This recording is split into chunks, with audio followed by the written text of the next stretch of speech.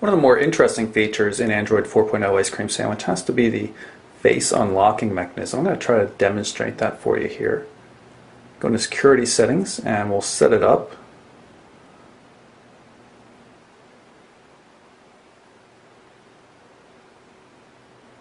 And you can see the dots going around as it captures my face. It has it. Now it's going to ask for some sort of alternate code in case it can't recognize the face. I'm going to just put a simple pattern here. You can also improve it by doing an additional match in different lighting circumstances, or with or without glasses, things like that. So I'll do one more of those even though it's the same basic pose.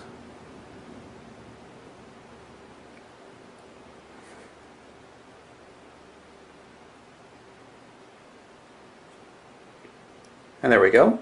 So now I'm going to jump to the home screen, turn off the phone, and let's see if the unlock works. There you go. Now I'm going to show you what happens when it doesn't match. I've repositioned my hat so as it can't get a good look at my face.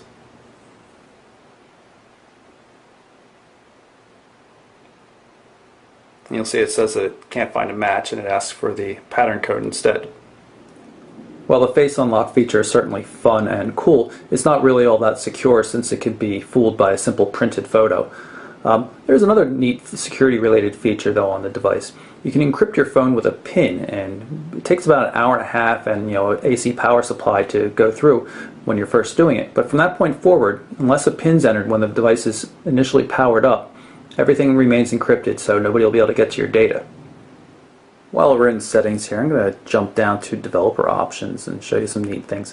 Obviously you can turn on USB debugging just like you could in older devices, but there's also some cool things here for the user interface. I like how you can show touches. Now watch, just like you see in demos when you're at press events, I might add. You can see where the touches are. It's just pretty cool that it understands what it's doing here. There are also some things you can do with changing how the animations work and stuff, but thought that was just a cool little thing to play around with, though it's not particularly practical. What is very much so practical though is the font size options that you have in the display section. A lot of older people are probably going to love this. You can change the fonts all throughout the device.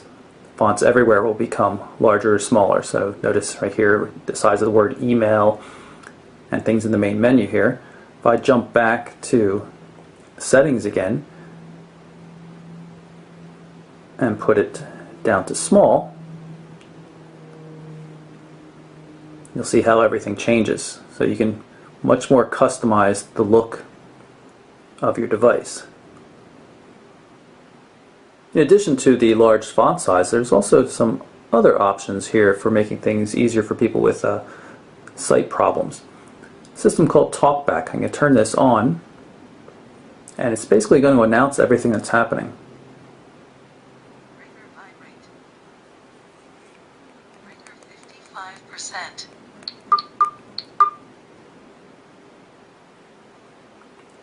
Now I'm going to move back through the system a bit. Accessibility. It's going to give me headings, and watch what happens when I checked.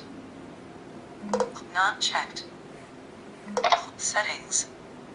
Makes it a lot easier to move through things here. Showing items, wireless and networks. Settings. Accessibility. Settings. When TalkBack is on, your device provides spoken feedback. I'm going to turn that off because, frankly, it's annoying if you don't need it. Going to kill two birds with one stone here by showing you one of the widgets I like. It's the settings widget. Allows you to jump directly to a particular setting. I'm going to place it right down here, and I'm going to go to data usage because that's actually quite interesting how that works. So now I tap on this and I go right into the data usage section of the phone settings. You can set limits on your data use, hard limits on the top, and also warning levels, just by grabbing the bar and moving it around. You can also see how much data particular applications have used. You can see I've been running a lot of speed tests, and 135 megabytes of non-Wi-Fi data has been used by the speed test application.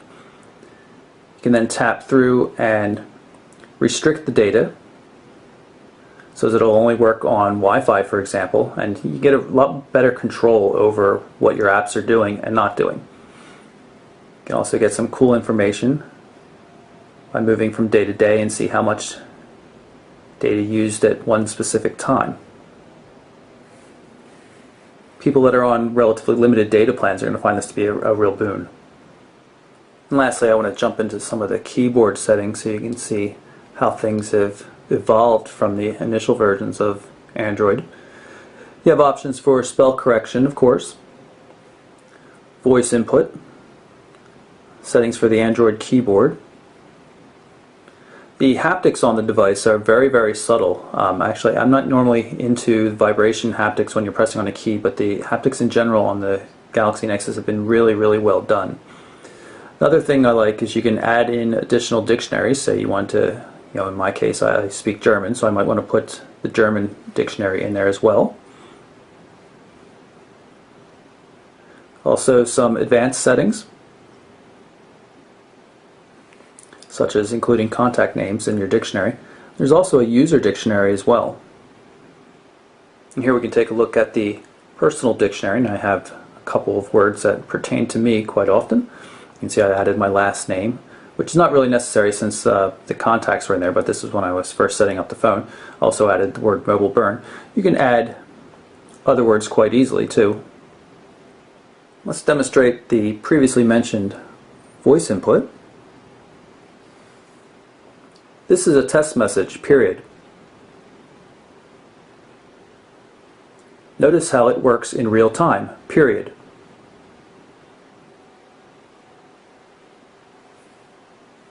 You just press the done button when you're finished. Now that I've had time to set up the device a bit, I want to show you what your home screen could potentially look like if you spend a little bit of time configuring all the different widgets that are available. Obviously we have the email box here, and just like I showed you before, a lot of the widgets are resizable.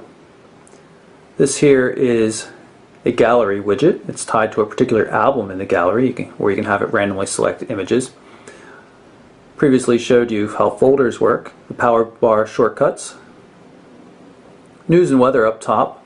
This is a resized version of the bookmarks widget.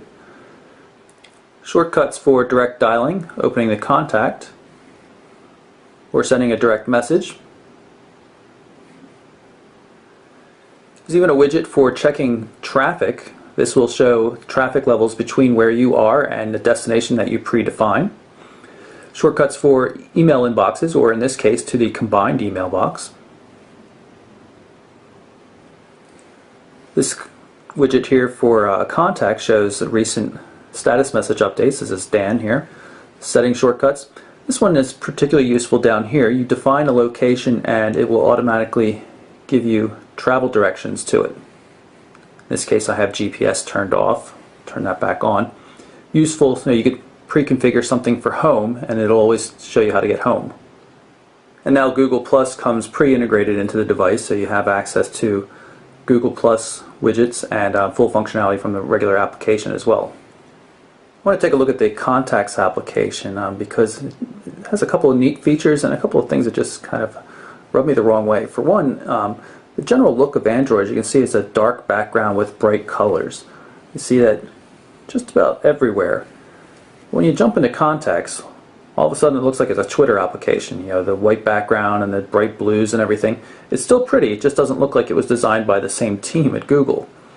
In any case, you can see it's easy to scroll through a list. You'll see Google Talk integrated in there. We can see that Dan's online. You can also grab this scroll bar and skip from letter to letter, which works pretty well. Let me go into one of the test contacts here. You can look at the information, and in a kind of a Microsoft Metro style way, you can see that there's stuff showing on the right hand edge that we can't quite read. And that's because you can swipe over to get to it. In this case, getting to status updates. This is tied to a Twitter account. I have Twitter loaded on the device and it all integrates and contacts get joined. And you can see that the status updates come through here. If I tap on the menu button up here, you also see there's a feature to send all calls from this contact directly to voicemail, which is pretty slick. Google has updated the look of the favorites pane as well, and again a little bit more Microsoft Metro style from a Windows Phone. And while it's cool because it has the large images, it's actually a little bit less practical just because there are fewer contacts shown at any given point in time.